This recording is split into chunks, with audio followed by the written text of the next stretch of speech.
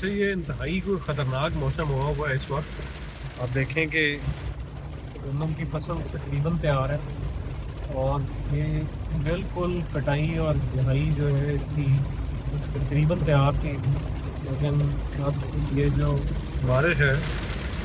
तो अभी मुल्तान गया हुआ था, तो ये रास्ते में साउथ पंजाब के अंदर ये बड़ा खतरनाक सा स्पेल शुरू हो गया।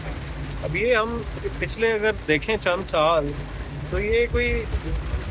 2006-07 से पहले आठ आठ को कह लें,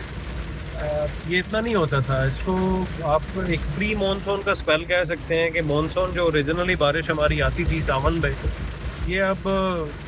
मतलब पंजाबी महीने में अगर चैतर को देखें तो इस मौसम में ही ये आना शुरू हो गई है।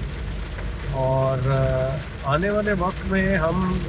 ये चैलेंज जो है इसको हम सिर्फ क्रॉपिंग सिस्टम के तनाजुर में नहीं देख सकते, हमें इसको फूड सिस्टम के तनाजुर में देखना पड़ेगा,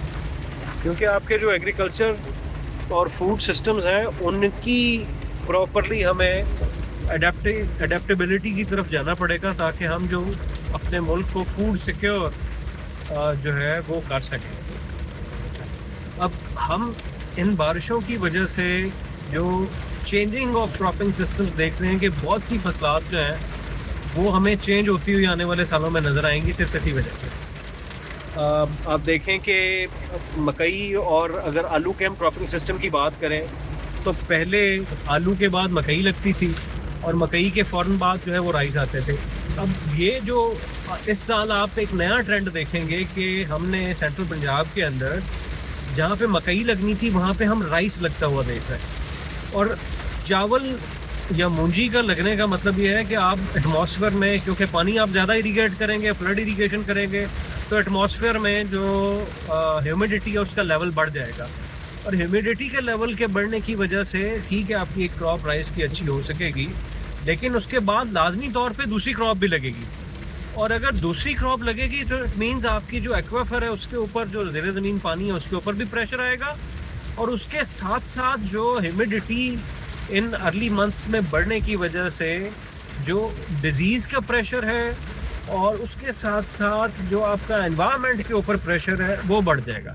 अब डिज़ीज़ के प्रेशर, ह्यूमिडिटी की वजह से जब हीट वेव का इम्पैक्ट आएगा तो वो आपकी क्रॉप की प्रोडक्टिविटी तो कम करेगा ही करेगा,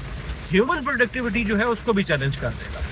और अब इसके आगे अगर हम फूड सिस्टम्स को कोरिलेट करें अपने हेल्थ सिस्टम के साथ, अपने एजुकेशन सिस्टम के साथ और अपने सोशल सिस्टम के साथ, तो एक अननेसेसरी प्रेशर डेवलप होगा आपके जो एग्जिस्टिंग नेचुरल रिसोर्सेज तो हैं ही हैं, जो आपके ह्यूमन रिसोर्सेज और जो इंस्टीट्यूशनल रिसोर्सेज हैं उनके ऊपर। तो ये राइट टाइम है गवर्नमेंट्स का, फेडरल गवर्नमेंट का और प्रोविंशियल गवर्नमेंट्स का मिल के बैठ कर काम करने का